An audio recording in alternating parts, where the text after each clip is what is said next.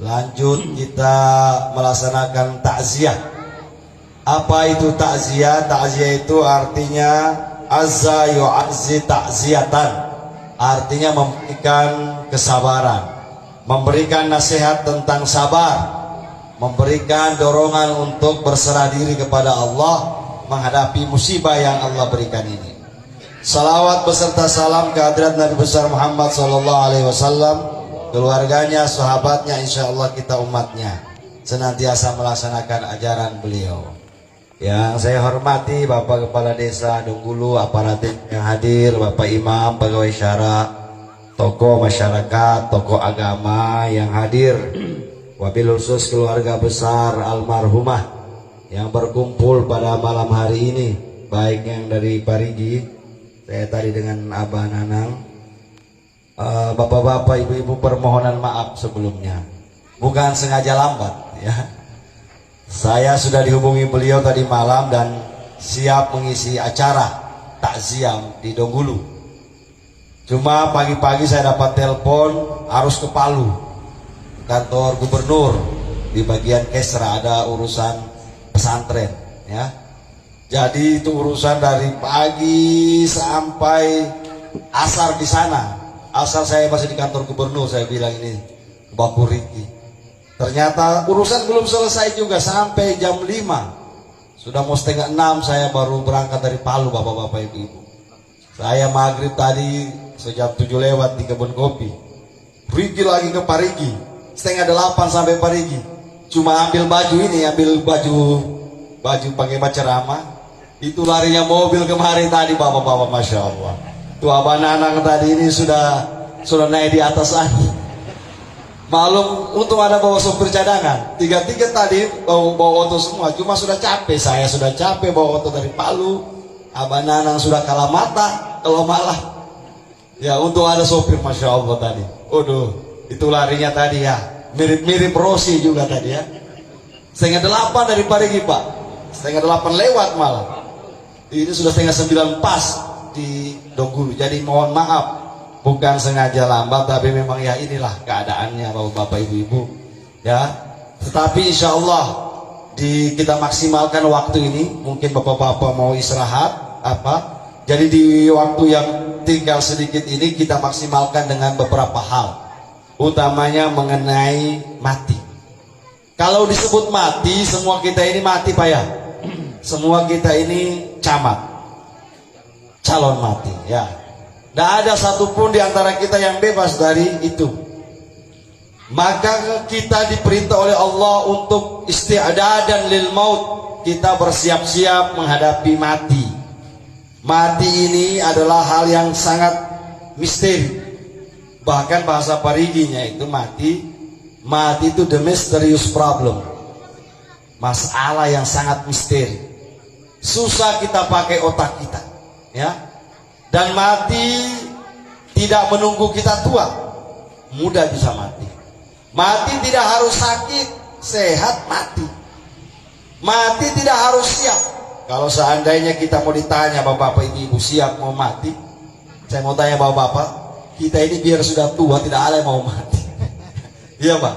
Udah apalagi coklat belum buah atau baru walet baru dibangun belum mau mati ya. Kita mau rasakan. Tetapi mati ini tidak harus siap. Kalau seandainya menunggu siap, tidak ada orang yang mau mati. Maka kita yang bersiap menghadapi mati. Orang yang pintar, orang yang cerdas, kata Nabi itu aqyasun nas aksaruhum zikran lil maut. Orang yang paling pintar itu adalah orang yang banyak persiapannya menghadapi mati.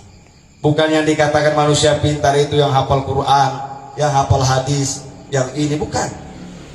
Tetapi paling sering dia bermuhasabah, paling sering dia mempersiapkan diri menghadapi peristiwa besar, yaitu peristiwa mati yang akan dia hadapi. Almarhumah ini menjadi pelajaran penting bagi kita ya, utamanya kepada anak-anak muda. Ketika orang ibu itu meninggal dunia, maka diibaratkan surga itu lari dari kita, surga itu telah pergi dari kita. Waktu hidup di dunia kita punya surga, surga yang Allah titipkan di muka bumi, itulah ibu kita. Orang sibuk sana sini, cari ustadz ini, cari kiai ini, cari habib ini, minta doa supaya berkah hidupnya. Dia lupa ternyata doa yang paling makbul itu adalah doa yang dalam rumahnya. Doa ibu kandung itu mengalahkan doa 7.000 wali. Pernahkah kita dapat wali Allah 7.000? Satu saja susah. Tetapi doa mereka satu kali angkat doa sama Allah, ya Allah, selamatkan anakku ya Allah. Kita ini bisa sukses seperti ini karena doa ibu kita. Dalam beberapa hadis dikatakan ada satu jenis manusia, ya, allati katansa tad'u li nafsiha fi salatiha. Ada satu jenis manusia yang lupa berdoa untuk dirinya sendiri. Saking masghulatun antad'u li abnaiha, saking dia sibuk mendoakan anaknya, dia lupa mendoakan dirinya sendiri. Siapa itu? Ibu kita. Ibu kita dalam keadaan sakit, yang dia doakan bukan ya Allah saya kasih sembuh, ya Allah saya sakit kasih sembuh saya punya anak, ya Allah kasih semangat anak saya ya Allah. Coba bayangkan ibu kita, maka sangat berdosa sekali, sangat besar dosanya di sisi Allah orang yang durhaka sama orang tua. Anak-anak sekarang itu banyak yang main-main. Dia bilang apa sih itu dosa sama orang tua? Ada 5 dosa besar. Bukan berarti dosa yang lain, tetapi Allah sudah bilang 5 ini dosa jangan dilakukan.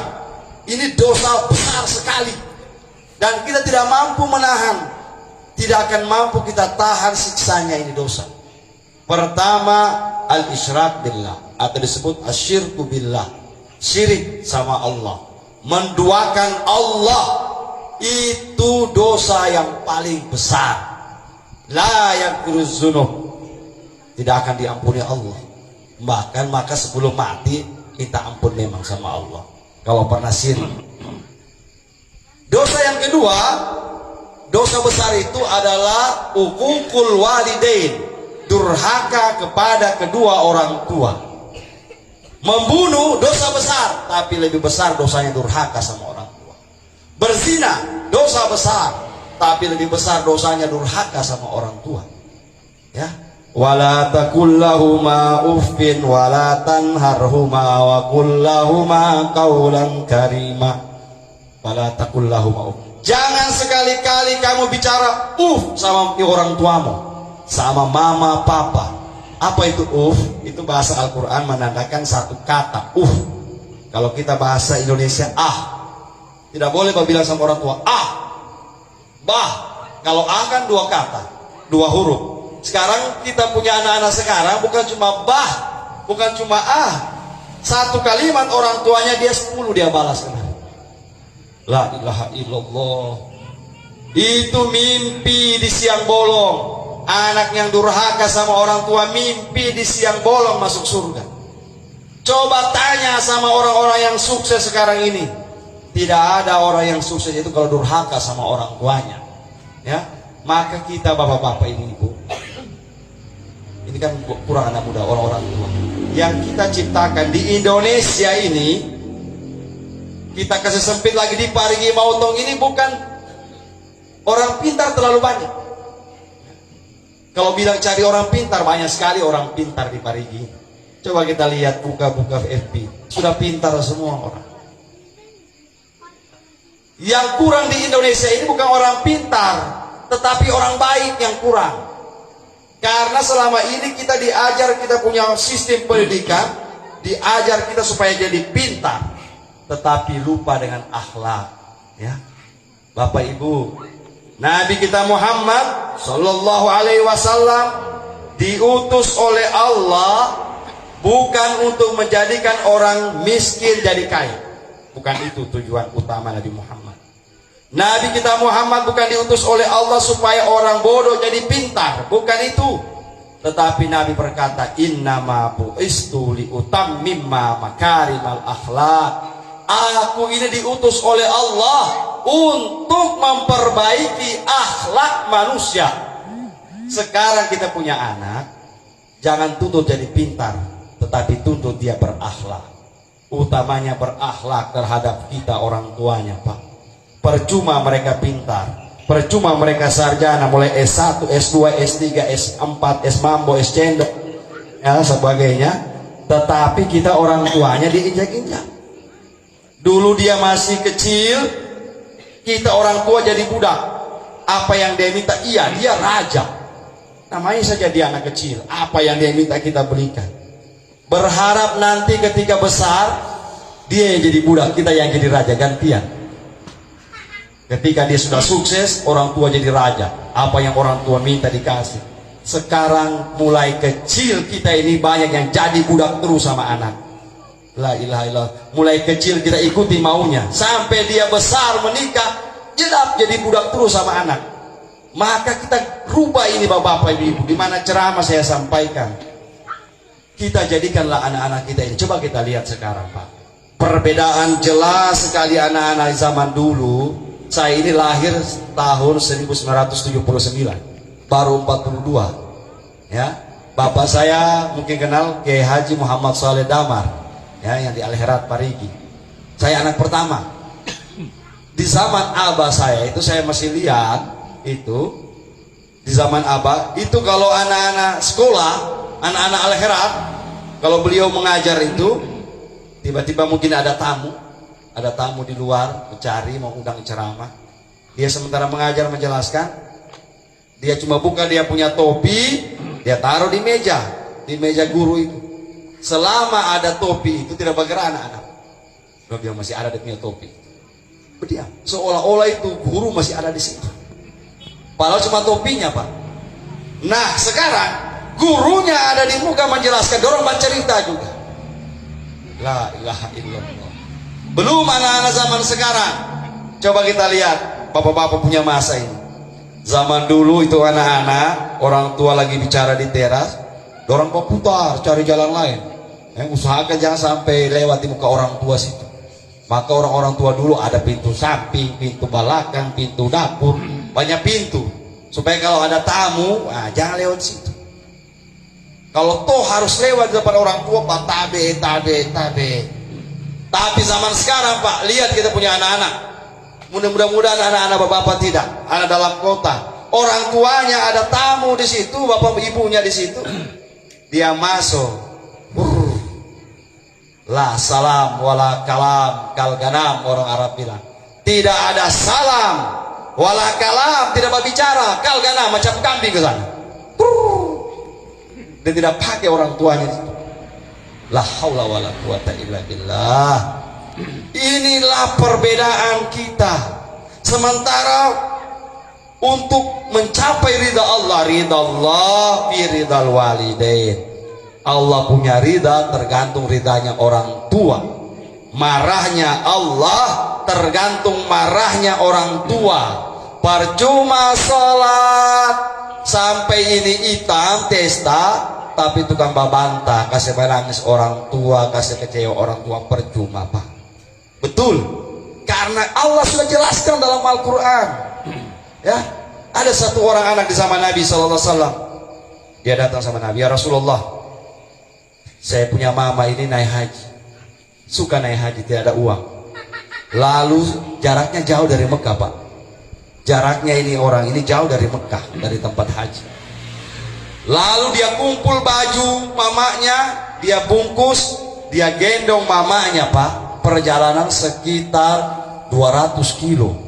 Berjalan dia pundak dia punya mama itu mau pergi naik haji di zaman Nabi. Sampai di Mekah, di Ka'bah, mamanya tidak bisa jalan. Dia bawa batawaf, labbaik Allahumma labbaik, labbaik la syarika lak, labbaik 7 kali putaran itu. Setelah itu dia menghadap Rasulullah. Ya Rasulullah, ini saya punya mama, sudah saya gendong dari kampung saya 200 kilo. Saya gendong macam gendong barang. Baru tadi saya habis bertawaf. Apakah saya punya bakti sama orang tua ini sudah terbalas sama mamaku ini? Jasa mamaku ini sudah terbalaskah dengan perbuatan itu? Maka kata Rasulullah, wallah, demi Allah, apa yang kau lakukan itu tidak sebanding dengan satu kali teriakan ketika dia melahirkan engkau. Satu kali teriak, aduh sakitnya, tidak sebanding dengan kau keliling mamamu, keliling Ka'bah.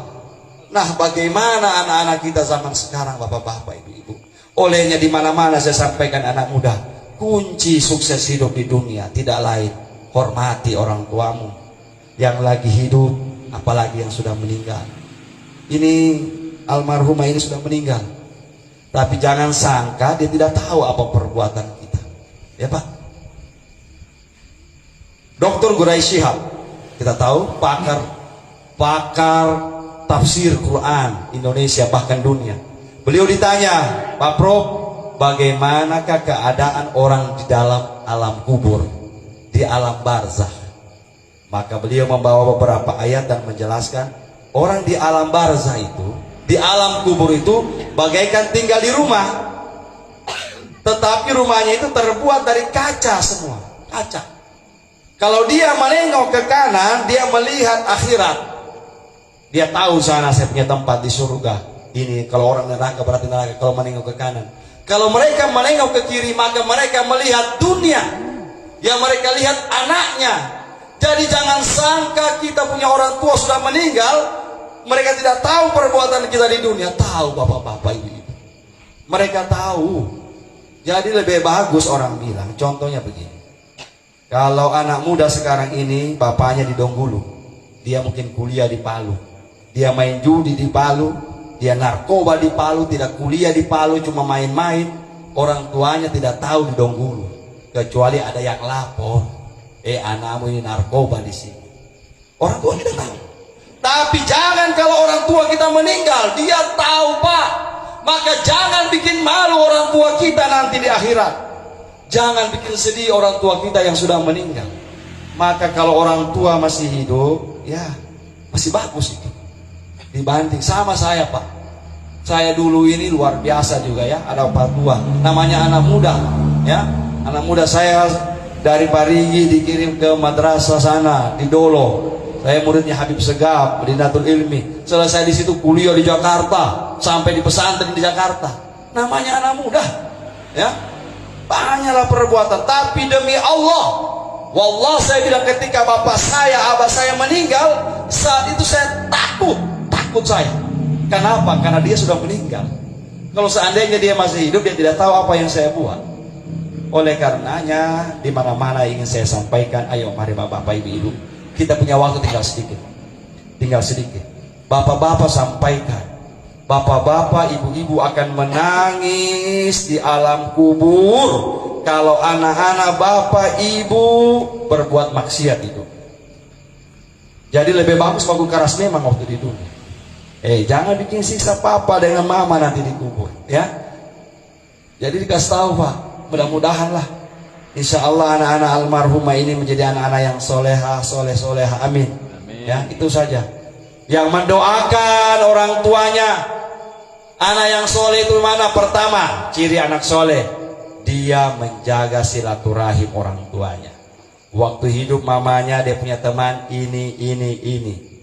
Dia baku baik dengan om ini, dengan tante ini. Jangan pernah diputuskan ketika mereka meninggal.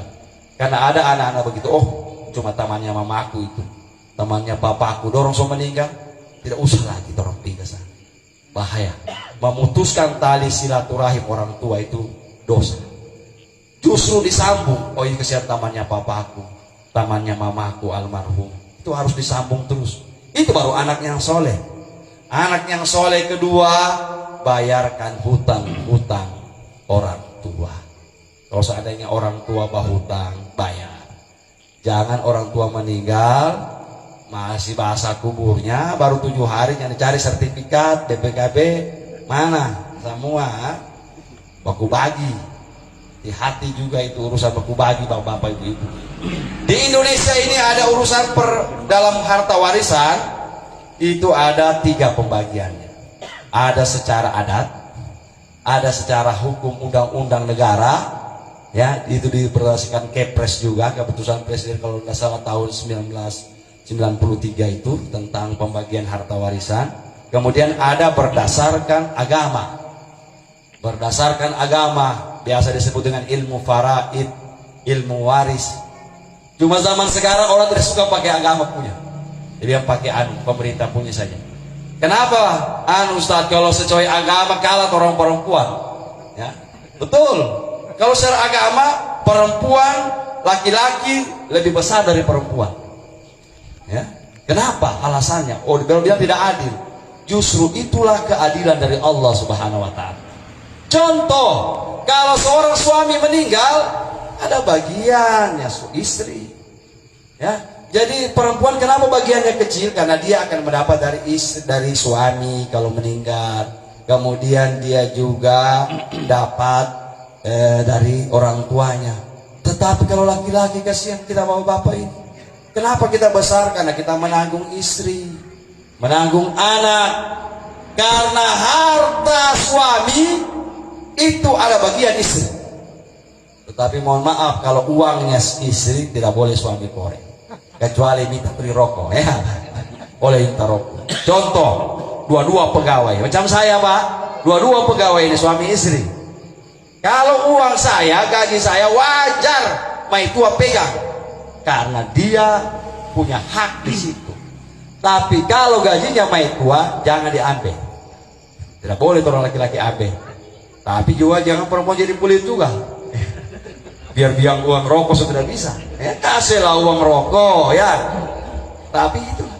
Jadi inilah bapak-bapak ibu-ibu utamanya warisan. Jadi urusan warisan di mana-mana bapak-bapak ibu-ibu yang sudah tua-tua ini boleh-boleh tulis catatan. Ya. Ini sawah yang di Donggulu Aco punya, ya. Yang di Pino itu Ece punya. Misalnya sudah dibagi semua sebelum meninggal, walaupun belum dibagi tetapi sudah ada tulisannya. Jangan sampai anak pakalai nanti. Akhirnya ada anak yang paling nakal, ya, masuk dia. Saya bapak, dorong suara apa semua, sawah, ada yang kasih kebun, saya apa? Dia yang bapak bilang sana, ada empang 10 hektar. Dia yang mana itu bapak? Sana, yang babiru laut itu. Kok punya semua? Tukang babanta, dia bilang babinta warisan juga. Ada memang begitu pak. Dari semua anak 5, pasti orang pada ada yang nafosi 1. Ada itu. Wajar. Tidak bisa terus punya anak 5 bagus semua. Tidak mungkin. Tidak mungkin pak. Anaknya Nabi ada yang bungsu 1. Ya. Bukan Nabi Muhammad. Anak Nabi namanya Kan'an. Itu anaknya Nabi. Bukan cuma anaknya Ustadz. Anaknya Kiai. Pasti ada nafosi 1. Nah ini suatu saat ini apa? Saya mau cerita dulu. Dia punya anak kembar. Laki-laki, yang perempuan ada, cuma yang laki-laki tua itu 2 kembar. Dia kasih nama Abdurrahman dan Abdurrahim, Rahman dan Rahim. Rahman ini yang kakak, masya Allah, oh sholat, ahli masjid, tetapi yang ada ini teler terus pak. Rahim ini, teler, tenggeng terus, pulang-pulang mabok. Baru ini bapak Arab nih. Ustaz juga. Akhirnya suatu saat puncak kemarahan papanya ini, dia sementara sholat, pas di rumah sholat, pas sholat malam dia kasih mati lampu supaya khusyuk. Ini apa? Tiba-tiba ini Rahim masuk, dia buka pintu, kau muntah pak. Kalau habis mana cap tikus, pas muntah, dia muntah pas di sajadahnya dia punya papa, dia punya apa? Dia tidak lihat dia punya apa sementara sholat. Bangun itu apa dia bilang, dia kasih lampu. Demi Allah dia bilang, mulai hari ini saya haramkan sebut namamu. Saking jengkelnya dia punya papa, saya haramkan sebut namamu mulai hari ini. Mulai besok kalau dia bapak itu Rahim, kambing, beli rokok dulu. Sapi, pokoknya semua binatang dia bilang. Saking marahnya ini. Akhirnya jengkelnya bapak ini tak bawa-bawa sampai di sembahyang. Mana sembahyang? Jadi sembahyang kan Bismillahirrahmanirrahim. Karena ini Rahim dia jengkel, tidak boleh bilang nama dia bagi. Bismillahirrahmanirrahim. Alhamdulillahirrabbilalamin. Ar-Rahmanirrahman. Tidak ada lagi Rahim. Hilang. Itu kenapa? Karena saking jengkelnya tidak boleh juga pak. Ya tidak boleh. Orang tua terlalu jengkel sama anak ini berbahaya juga. Ya.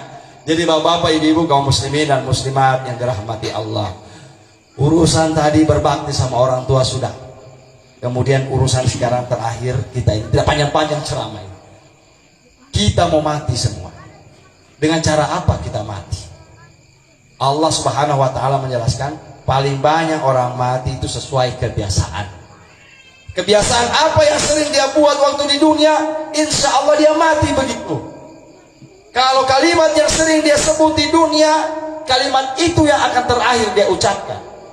Maka berzikirlah kepada Allah. Maka Rasulullah mengatakan, man qala fi akhir kalamihi la ilaha illallah dakhalal jannah.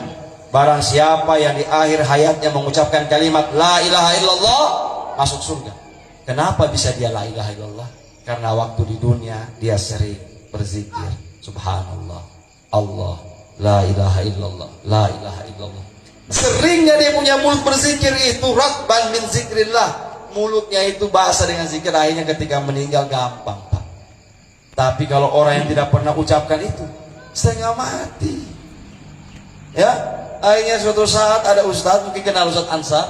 Ini yang cerita, dia punya murid sama saya, Ustaz Ansar yang Ansar Ismail Zain ya, yang di Perumnas selalu. Panggil Ustaz, sana ada orang sudah mau meninggal. Setengah mati mau ucapkan la ilaha illallah. Kamu sudah aja, sudah, tidak ada bisa. Tidak bisa la ilaha illallah. Akhirnya Ustaz ke sana. Ustaz Ansar ini kan suaranya besar. Jadi sampai sana, syahadat la ilaha illallah, belum bisa dia ucap. La ilaha illallah, teriak begitu, ucapkan la ilaha illallah. Akhirnya ucapkan la, tidak bisa. Oh, Ustaz bilang mungkin syahadat dia bisa. Syahadat, asyhadu an la ilaha illallah wa asyhadu anna Muhammadar Rasulullah, diulang-ulang tidak bisa ucapkan. Sampai Ustaz Ansar bilang, asyhadu Allah, apa yang diucapkan? As yoker. Rupanya tiap hari main yoker, Pak. Sudah di as yoker. Nah, ini Pak, kalau sering bayoker, balak anan tuh, nah, yang keluar itu as yoker nanti keluar. Bukan berarti main kartu tidak boleh, main kartu. Tapi jangan itu terus disebut as yoker, palang anam, palang ini, na'udzubillah. Mau keluar nanti ketemu mati. Ada juga cerita teman saya waktu di Jakarta. Dia itu orang yang tidak, di Jakarta itu kan ada nama terminal Kampung Rambutan ya. Terminal Kampung Rambutan itu orang tiap saat di situ. Dia punya kerja panggil penumpang. Depok Rambutan, maksudnya dari Rambutan ke Depok. Depok Rambutan. Ketika mati, apa yang diucap? Depok Rambutan. Maka kita banyak berzikir sama Allah. Sekarang persoalannya zikir. Ibadah dalam sholat, ibadah yang Allah minta itu. Satu, syahadat. Kita mesti bersyahadat 5 kali sehari semalam, betul Pak? Di mana itu sholat? Asyhadu an la ilaha illallah. Orang bilang kasih lurus, sesuai lurusnya hati kita sama Allah. Karena ada juga dia asyhadu an la ilaha illallah. Dia bilang Allah di atas Pak. Tinggi sekali. Ada juga asyhadu alla ilaha illallah, mati hidup. Ya terserah. Yang penting sama ya. Cuma kita Ahlus Sunnah wal Jamaah asyhadu alla ilaha illallah, luruskan, kasih lurus. Ya. Jangan dikasih ke atas. Berikutnya syahadat, kita syahadat 5 kali sehari semalam, betul? Kedua yang Allah minta salat. Salat itu adalah awwalu ma yuhasabu bil abdu yaumal qiyamah as-shalah. Sekarang salat ini Pak, di sini saya mau sampaikan penting ini. Sekarang zaman corona. Ya, sekarang ini zaman pandemi. Boleh kita pakai masker, itu ikhtiar. Pakai masker, cuci tangan, jaga jarak di luar salat. Ya. Tetapi kalau salat, mohon maaf, Allah sudah mengatakan barang siapa mandahala kana amina. Barang siapa yang masuk masjid aman dia. Orang kalau masuk masjid sudah mandi. Habis mandi dia bersihkan gigi. Setelah itu dia bau wudu. Nah sekarang kita orang punya sholat gara-gara corona 1 meter sana satu. Jangan juga begitu Pak ya. Kalau kita di luar-luar mungkin boleh. Nah sekarang harus adil dong. Kalau kita sholat jaga jarak seperti begini, Harusnya ketika di pasar orang jaga jarak juga, di kantor jaga jarak juga. Ini tidak, cuma sembahyang jaga jarak, di pasar tidak jaga jarak orang. Berarti kita lebih takut urusan manusia daripada dengan Allah. Allah sudah sawu sufufakum, kesedekat aman, tidak ada bapak-bapak ibu, insya Allah. Ya, ini lagi urusan. Kalau di tempat lain misalnya, kalau ketemu di takziah, tidak mau jabat tangan karena ini corona. Tapi habis sholat, Pak. Habis sholat itu jabat tangan. Tasafahu habis sholat. Ya, kita keselain lah kalau sholat ya. Di tempat lain bolehlah kita jaga jarak, jaga apa semua itu. Tapi sholat, mohon maaf, ini justru ketika Allah coba kita seperti ini, kita lebih dekat sama Allah. Jangan kita gara-gara dicoba dengan corona dan sebagainya, semakin takut kita sama Allah, semakin jauh dari Allah. Ya, itu sholat. Sholat pertama ditanya nanti di hari kiamat. Kenapa sholat? Baik, sekarang. Kenapa sholat? Karena sholat itu poin 1. Saya mau kasih contoh. Waktu nanti ditanya di pengadilan Allah, kau waktu di dunia sholat? Dia bilang, ya Allah, sholat tapi bolong-bolong. 1 hari sholat, 3 hari istirahat. Ya, bolong-bolong lah. Oke, nilaimu 1. Kita cuma dapat nilai sholat 1 saja. Pernah sedekah? Tidak pernah. Saya pelit baik puluh sinang garoke saya. Nah, tidak pernah sedekah.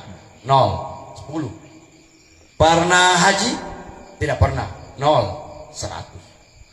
Pernah berbakti sama orang tua? Tidak. 0 lagi, 1000. Tapi ada sholat, karena dia sholat 1 kali. Tapi sholat waktu di dunia tidak pernah sholat. 0. Sedekah banyak, saya punya sedekah 0,1. Nah, apalagi haji 3 kali 0,2, tidak sampai 1, Pak. Karena inti dari dunia ini, inti daripada ibadah ini sholat. Sholat saja dulu. Kalau urusan mau sedekah nanti, mau urusan haji nanti, yang penting sholat. Ada juga yang bilang, saya ini Ustaz biar badudu sholat juga. Nah, bajalan sembahyang, ini sembahyang, ini paham bagaimana? Ya, tasawuf kita tahu juga, tasawuf tarekat kita tahu juga. Apa Nabi tidak bertarekat? Nabi bertarekat, Nabi bertasawuf, tapi Nabi bangka-bangka kaki, Pak. Karena yusalli hatta tatawarra qadamah. Nabi itu kalau sholat sampai bengkak kakinya karena lamanya. Sekarang juga kita bengkak-bengkak, kita punya kaki asam urat, kolesterol. Bukan gara-gara sembahyang. Baru kita bilang saya biar sembahyang, biar baru sembahyang juga. Oh, tak salah itu. Ya, perlu sembahyang. Kalau begitu semua kosong itu masjid. Betul, ada namanya zikir secara tarekat, ada zikir yang terus menerus yang disebut dengan sholatud daim, keluar masuknya Allahu dan sebagainya, itu ada semua itu, tapi bukan sholat namanya. Itu namanya zikir yang terus menerus sama Allah. Sholat sudah. Sekarang masuk ketiga. Apa yang ketiga? Ibadah yang diminta sama Allah yang wajib, puasa. Yang mana itu? 30 hari di bulan Ramadan. Puasa itu 2 saja. Kalau bukan 30, 29. Kalau ada orang berpuasa 28 hari, tak kurang. Kalau ada orang berpuasa 31, talebat talebe, talebih. Dia 29 atau 30. Berdasarkan apa, Ustaz? Berdasarkan sumu li ru'yatihi waftiru li ru'yatihi. Saya ini pegawai di Kementerian Agama, jadi wajib juga saya mau sampaikan sosialisasi. Pak, Bu, kita kalau awal berpuasa mau hari raya berdasarkan hasil ru'yah, tunggu pengumuman Menteri Agama. Sekarang ini tidak, Ustaz, so, puasa besok. Belum ada pengumuman Menteri Agama. Sudah, Ustaz, sudah pasti dari mana? Sonai nike. Astagfirullahaladzim. Puasa berdasarkan nike. Dari mana? Ada itu. Sudah naik, sonai nike, Ustaz. Bukan berdasarkan nike, bapak ibu, berdasarkan melihat bulan. Kalau berdasarkan nike, biasa nike duluan. Jadi orang mau berdasarkan nike. Nah, sudah puasa sudah. Yang ketiga, yang keempat zakat. Nah, ini penting. Zakat. Zakat sudah. Kapan? Lalu waktu puasa. Mohon maaf, itu zakat fitrah. Kalau zakat fitrah, kaya, miskin, tua, muda, bayi, balita dan sebagainya, zakat semua. Biar orang miskin, fakir, miskin tetap zakat fitrah. Bagaimana caranya Ustadz? Sedangkan orang mau pakai makan tidak ada, mau zakat lagi. Itulah tugasnya Badan Amil Zakat, UPZ, unit pengumpul zakat di desa. Setelah orang kumpul semua zakatnya orang, kasih sama orang yang cepat, supaya orang bisa berzakat juga. Jangan nanti lewat lebaran baru dikasih zakat, tidak ada guna itu Pak. Zakat itu dibagi pada saat sebelum lebaran, supaya orang miskin tidak ada beras mau kasih keluar zakat bisa berzakat juga. Cuma mohon maaf, kasih banyak sedikit. Jangan cuma ukuran zakat, baru orang mau makan apa. Ya, jadi misalnya zakat, 2,5 kilo berapa orang kamu satu rumah? Oh, orang 5 orang, berarti ya kali itu ini untuk kamu makan. Jadi kasih keluar zakat ini, bawa ulang ke sana antar zakat. Karena zakat fitrah semua. Yang namanya orang hidup pasti berzakat. Yang Allah minta ini zakat mal. Zakat mal yang mana? Zakat harta. Ya, siapa-siapa yang tidak berzakat waktu di dunia, padahal dia mampu untuk berzakat, maka harta itu nanti akan menjadi setrika, akan menjadi bara panas disetrika di badannya kita. Alhamdulillah kalau pegawai PNS, TNI, Polri, dorong punya zakat penghasilan itu sudah dipotong di gaji. Yang saya mau sampaikan ini yang PNS, ya. Dorong bilang, oh cuma PNS itu, dorong ada gaji, dorong yang berzakat. Kalau mau dihitung-hitung lebih banyak yang lebih kaya orang yang bukan PNS daripada yang bukan PNS. Justru orang yang usaha itu yang banyak zakatnya, ya, termasuk walet. Sini juga banyak walet. Nah, jadi termasuk itu. Cuma bedanya kalau zakat walet ini perlu dijelaskan. Kalau walet itu sama dengan tambang emas. Kalau orang buat tambang emas, satu kali dapat, misalnya dia dapat 5 gram, saat itu juga dikeluarkan zakatnya. Sama dengan walet, saat dapat timbang, saat itu juga dia tidak hitung tahun. Beda dengan orang mau piara sapi, piara kambing 40 ekor kasih keluar 1 ekor, tapi ada 1 tahun. Bakios, batoko 1 tahun bakios, 1 tahun batoko. Kemudian ada dia punya untung, itu yang dikeluarkan 2,5% ya zakat. Kalau orang tidak berzakat Pak, gini Pak, 2,5% saja Allah. Tapi karena kita pelit, tidak mau kasih keluar zakat 2,5%, akhirnya Allah minta 25%. Bagaimana itu? Habis panen Allah kasih sakit, masuk di rumah sakit. Sampai rumah sakit bawa BPJS, dokter bilang cuma biaya perawatan saja BPJS tanggung. Dia punya obat tidak ditanggung BPJS. Keluar hasil panen, hasil walet, beli obat. Karena apa? Karena 2,5 tidak dikasih keluar dulu. Akhirnya Allah minta 25. Bagus itu Allah minta 25. Kalau Allah minta 50%, bahkan ada yang Allah minta 100% cash. Apa itu dia kasih bakar, semua habis, tidak ada yang tersisa. Jadi mau mana? Mau 2,5% atau Allah minta 25%? Jadi berzakat bapak-bapak ibu, insya Allah. Ya, zakat di mana? Banyak tempat-tempat berzakat. Ya, ada 8 asnaf. Kemudian terakhir haji. Haji, alhamdulillah tahun ini sudah 2 tahun kasihan di Indonesia, so tidak berhaji, tidak berangkat, entah melalui corona atau gara-gara apa, wallahu a'lam. Yang jelasnya 2 tahun mulai 2020 2021 haji tutup. Saya juga ada travel umroh tutup juga, sedangkan haji yang wajib tutup, bagaimana cuma umroh. Jadi sekarang haji mudah-mudahan lah 4 sehat 5 sempurna, ya, 4 rukun Islam, syahadat, sholat, puasa, zakat disempurnakan di haji. Ayo berniat haji. Kalau sampai tidak sampai, yang penting sudah berniat. Ya Allah, saya berniat haji ya Allah, tapi duluan meninggal, Allah catat kita punya niat. Jangan sama sekali tidak pernah berniat haji. Pasang saja niat. Cuma zaman sekarang orang gara-gara itu biasa ya. Orang gara-gara biasanya begitu. Amuna ala nisa. Kalau ada uang untuk ONH cuma 1 orang, suami dulu berangkat. Orang sekarang dia rubah, istri dulu berangkat. Dia bilang kan kalau Mei tua pulang saya naik haji juga. Astagfirullahaladzim. So tak salah jauh itu. Ya, jadi itu saja berangkat dulu. Dia bilang kan bulan nanti. Akhirnya di mana-mana termasuk 2018 saya kepala rombongan. 2018 bawa jamaah banyak, pimpin rombongan. 2018 rata-rata itu paling banyak perempuan. Dari Parigi ini paling banyak perempuan, ya, yang naik haji. Kenapa? Masih banyak paham begitu. Jadi harus kita rubah. Kalau lebih bagus Pak, kalau memang doi lebih, dua-dua berangkat. Ya, tapi kalau cuma satu, insya Allah. Yang penting berniat. Sudah, yang 5 ini saja dulu. Mau tambah ibadah yang lain, silakan.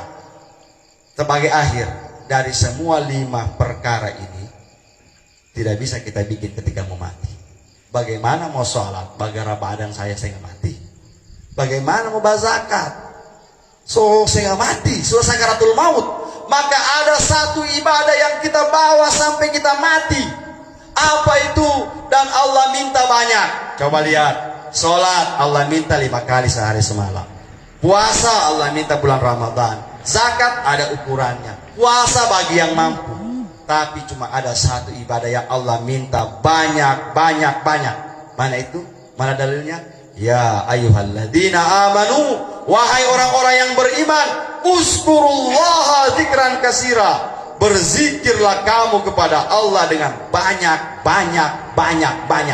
Semakin banyak berzikir semakin bagus. Sekarang tugas kita berzikir sama Allah, ya. Orang itu kalau banyak berzikir, Pak. Innamal mu'minun alladzina dzukirallahu wajilat qulubuhum. Orang-orang mukmin itu kalau disebut nama Allah bergerak hatinya. Sekarang kalau kita mau lihat kita punya iman, coba sebut nama Allah. Ada orang Allah, itu yang biasa-biasa sih Ustaz. Tiada dia punya rasa. Berarti masih kotor ya. Masih bersih. Kalau ente sebut Allah, dia masuk ke dalam hatimu, berarti Allah sudah bertahta di dalam hati kita ini. Betul, Allah tidak bisa dilihat, tapi Allah bisa hadir dalam hati kita. Tidak bisa kita lihat Allah. Jangankan kita, Nabi Musa mau melihat Allah pingsan, Pak. Nah, bagaimana sekarang ada orang bilang dia mau melihat Allah? Tidak bisa. Allah cuma Baitullah. Qalbul mu'min baitullah. Dalam hati kita ini ada baitullah, Pak. Maka orang berzikir, coba lihat, Pak. Makanya jangan kita heran. Kenapa ada orang berzikir la ilaha illallah, la ilaha illallah, la ilaha. Baru kita bilang gila barangkali. Bukan gila. Justru saking hebatnya dia punya zikir sampai dia sudah goyang itu. Jangan kita bilang gila. Cuma yang tak salah biasa itu dari pertama, so dipancing memang itu. Ya. Kecuali dari pertama la ilaha illallah, la ilaha illallah, itu Pak joget itu. Ya. Intinya pada saat takziah, pada saat tahlil. Sekarang pada saat tahlil halala yuhallilu tahlilan. Apa itu? Batahlil. Mengucapkan memakai la ilaha. Maka imam pimpin, afdalu zikri fa'lam annahu la ilaha illallah hayyul mawjud. La ilaha illallah hayyul mawjud. Harusnya kita yang ada pada saat batahlil itu semuanya harus la ilaha illallah. Karena imam sedang membawa kita membuka alam gaib, membuka alam barzah. Kita batahlil untuk apa? Untuk mengirim doa. Tidak ada teknologi yang mampu masuk ke alam barzah, tidak ada. Mau pakai satelit? Tidak bisa satelit tembus, Pak. Mau pakai pulsa, mau pakai HP jenis apapun, tidak bisa tembus di alam barzah. Tidak bisa kita kirim doa kecuali ada satu saja. Maka itu apa? La ilaha illallah. Kenapa orang batahlil? Karena mau mengirim doa. La ilaha illallah, la ilaha illallah. Jadi semua harusnya semua la ilaha illallah, la ilaha. Ini tidak, cuma Pak Imam sendiri biasa tuh la ilaha illallah, la ilaha illallah. Ada semua yang mengantuk. Tapi bukan di sini. Kalau di Parigi itu suruh mengantuk lain, ya, cuma imam sendiri. Pas selesai sudah dia paling banyak makan cucur. Tidak baca makan cucur banyak. Tidak la ilaha illallah, ya. Sebagai akhir ceramah, orang tanya, sampai tidak? Sampai tidak? Itu orang batahlil. Nah, sekarang begini. Kita batahlil ini yang kita ucapkan la ilaha illallah. Kita kirim doa pakai alamat jelas. Sekarang kalau kita kirim barang, apalagi sekarang ini kalau lagi kantor pos ada JNT, JNE, yang penting jelas alamatnya. Sampai Pak, biar di Amerika sana sampai. Nah sekarang kita kirim doa batahlil, Kita alamatnya jelas. Siapa? Al-Fatihah ila hadratin Nabi. Kita kirim dulu sama Nabi. Nanti Nabi yang bawa. Karena orang langsung sama Allah tidak bisa.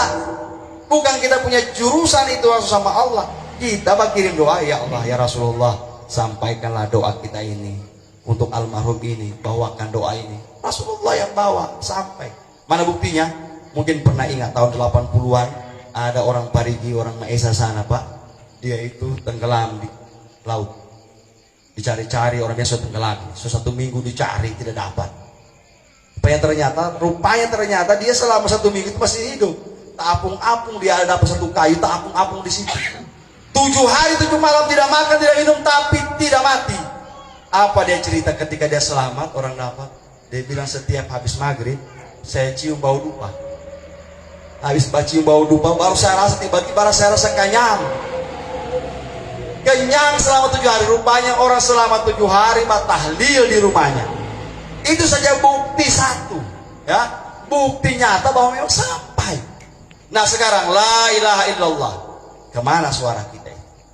Berarti dia kembali suara kita kepada pemilik suara, Allah. Kalau seandainya la ilaha illallah, tiba-tiba kita punya suara yang 3 menit lalu tak pulang-pulang kemari, berarti tidak sampai ke doa. Nah sekarang kita la ilaha illallah terus, tidak pernah itu la ilaha illallah doa kita pulang-pulang kemari. Berarti sampai sama Allah, insya Allah. Ya, jadi jangan sampai lupakan tahlil. Amin. Insya Allah ini dapat saya sampaikan pada acara takziah malam hari ini. Mudah-mudahan ada manfaatnya. Kalau kurang saya mohon maaf karena persoalan juga lambat tadi. Jadi saya mohon dimaafkan dan kita doakan. Mudah-mudahan almarhumah Allah lapangkan kuburnya. Amin. Amin. Seandainya ada utangnya sama kita, tolong hubungi anak-anaknya, keluarganya. Ya, berbahaya sekali itu masih ada utang meninggal. Sebaliknya, kalau kita bawa utang sama almarhumah, jangan cuma diam. Banyak sekarang orang begitu meninggal, orang dia bilang aman, sudah meninggal dia. DP anak tidak tahu, berdosa itu. Kalau bawa utang di bank, langsung lunas, karena ada asuransi. Utang di dealer, lunas. Tetapi ini kalau utang pribadi, biar meninggal DP orang, tetap kasih tahu. Kalau anaknya bilang sudah jo om, diikhlaskan, alhamdulillah. Tapi kalau anaknya bilang bayar le om, bayar. Saya nggak mati mau diikhlaskan ini. Kalau cuma 300.000 ikhlas, 30 juta tidak mungkin ikhlas. Orang bayar ya. Ya, jadi pak utang. Ikhlas. Kalau seandainya ada salah sama kita, mohon dimaafkan. Insya Allah mati husnul khatimah. Berdoa semua, Allahumma khtim lana bi husnil khatimah. Ya Allah, matikan kami husnul khatimah. Al-Fatihah al-hadratin Nabi Mustafa Rasulullah Muhammad sallallahu alaihi wasallam. Al-Fatihah. A'udzubillahi Bismillahirrahmanirrahim. Allahumma shalli ala sayyidina Muhammad wa ala ali sayyidina Muhammad. Allahumma ighfir laha warhamha wa'afiha wa'fu anha. Allahumma ighfir laha warhamha wa'afiha wa'fu anha wa akrim nuzulaha wa simadakalaha wa aksilha bil ma' wa thalj wal barad wa naqiha minal khataya kama yanqa thawbul abyad minad danas. Allahumma ij'al quburah rawdan min riyadil jannah wa la tajal qubratan min hufarin niran. Rabbana atina fid dunya hasanah fil akhirati hasanah wa qina adzabannar. Da'wa fi subhanakallahumma tahiyatun fi salam wa akhir da'wana alhamdulillahirabbil alamin. Demikian, terima kasih atas undangannya. Mohon maaf ada yang kurang. Wallahul musta'an. Assalamualaikum warahmatullahi wabarakatuh.